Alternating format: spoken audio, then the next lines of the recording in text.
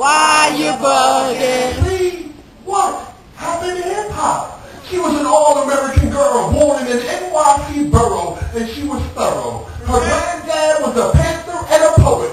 Great-grandpa was a Southern Baptist minister in New York. Don't even act like you don't know. All right now. Her mama was the real Roxanne, a fine MC light-skinned chick with a little salt in her walk, her pep in her talk. It's like I told you, she was both a sister soldier and a Queen Latifah who put the U-N-I back in U-N-I-T-Y.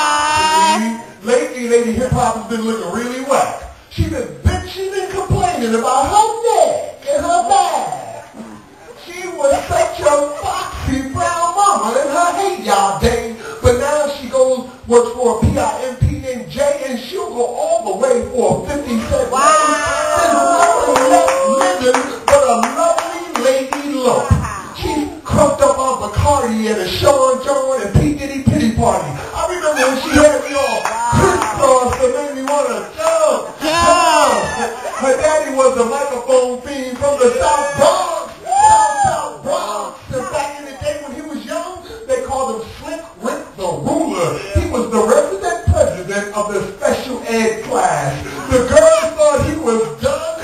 He fresh. He wore Adidas and Kangos and t-shirts made out of mesh.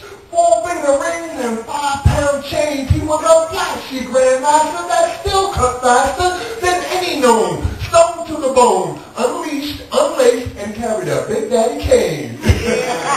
Hip-hop's hood was like the jungle. Sometimes it made me wonder how she kept her going under. Yet I'll bet that's BET, y'all. If you took a quick walk with me across Queensbridge, you find hip-hop up in Mr. Magic's cribs.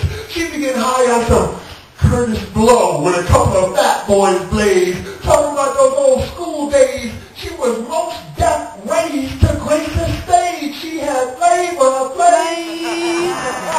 She was bejeweled in onyx and iced-teed out with a big necklace made out of a clock. She was a dime piece. She was a timepiece. So deaf she could make the whole planet rock. Her immortal technique was unique. It was like her De La Soul had been born brand Nubian, and she was truly in a league her own. But behind those eyes, gangsters roamed. Niggas with attitude and an aptitude to only have money love. But if only love could have saved her, we would have made her the queen of our soul, because she made us feel whole. Now, I didn't know what her goals were, but Supreme, you certainly should have told her that eventually she'd be seen as a BBD, STV, poison. And all the boys in the hood couldn't save her when she went chasing waterfalls, and all the false ballers corporate her. A cash money crew who would do anything for $1 in a dream. For them was all about the Benjamin. Baby. The cream.